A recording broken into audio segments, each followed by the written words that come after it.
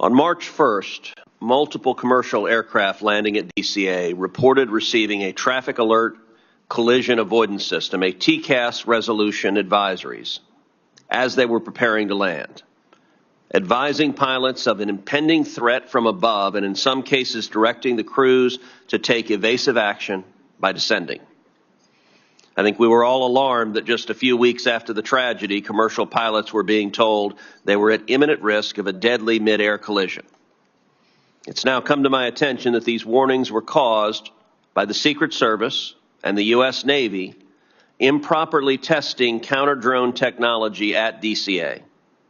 Apparently, the Navy was using the same spectrum band as TCAS, causing the interference and faulty resolution advisories, even though the FAA had previously warned the Navy and the Secret Service against using that specific spectrum band due to interference risks.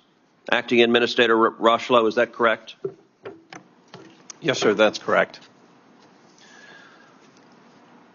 Let me just say this deeply disturbing that just a month after 67 people died while on approach to DCA, that the Secret Service and Pentagon would inadvertently cause multiple flights to receive urgent cockpit alerts recommending evasive action. It is inappropriate for such testing to occur at DCA given the facts of what occurred.